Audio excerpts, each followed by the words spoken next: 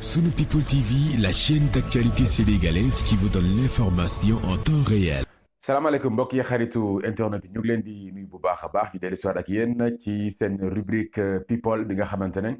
dañ leen koy defal muy chronique bi ñuy faral di def à chaque fois ñu gis ay information ci réseaux sociaux yi su ko defee ñun tamit ñu ñëw wax ci suñu xalaat wax ci ni ñu ko gisee yéen tamit am ngeen ci xalaat ci commentaires yi ñu ngi gis commentaires yi ñu ngi jël li nga xamante ne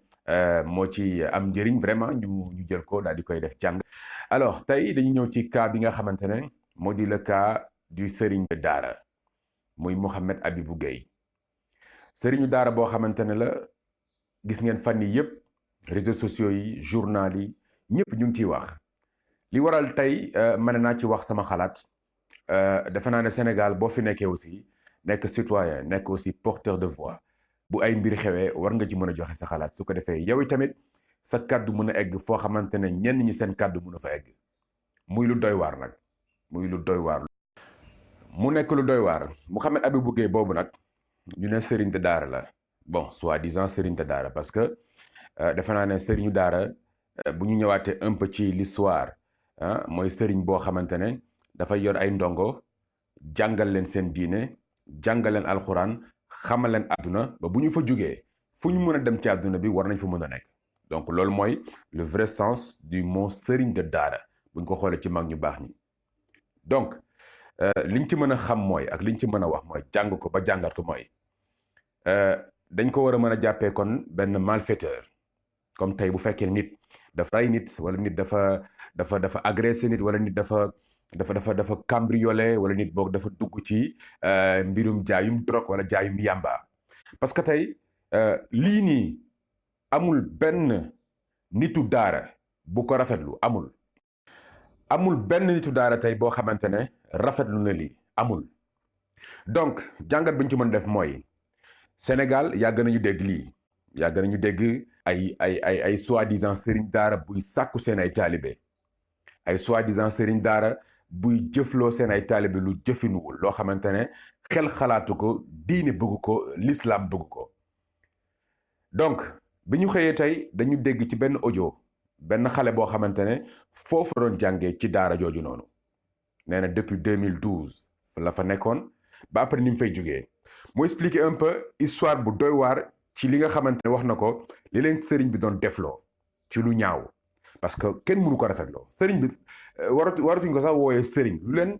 waa jooju doon defloo parce que loolu c'est indigne loolu du yëfu nit xale bi ñu dégloo audio bi dafa ne daf leen daan dajale léegi-léegi moom moo leen daan jël sax di leen sàkku di am yu muy diw seen ginnaaw yi pour mun leen pénétrer loolu c'est grave loolu nit di ko expliquer sax dafa diis waxuma la ñu ne nit def na ko da leen doon diw ay affaire ci seen ginnaaw yi pour mën a àgg ci seen kaw pour olofal ko wala boog mu boole ay xale yi di sëy seen biir muy récupérer seen ay maniw maanaam sperme donc quel pays sommes-nous ban dëkk la ñu nekk ban Sénégal la ñu nekk ñun dañu jàpp ne kon xanaa ñun dafa am natt boo xamante ne dafa dal ci sunum réew te yëguñu ko ñu koy foowee parce que tey bu ñu ne demee ba ne sëriñ de daara mooy ànd ak ay taalibeem di leen sàkku wala di boole ay taalibe ñuy ànd ñoom di sàkku wante muy récupérer donc mu nekk loo xamante ne il faut que ñu taxaw ci def ci taxaw seetlu ñëpp ci war a wax muy njiitum réew mi muy sëriñ si muy xalif généraux yi ñëpp ci war a def taxaw seetlu gis nañ nag fan yëpp ñu ngi def ay plateau di ci commentaire mais commentaire kese doyul parce que ci audio boo dégloo da ngay dégg xale bi di wax ne dafa mel dafa am ginnaaw dafa bokk ci famille boo xamante ne tey lii muy def ni dara mën na ko ci bañ a fekk donc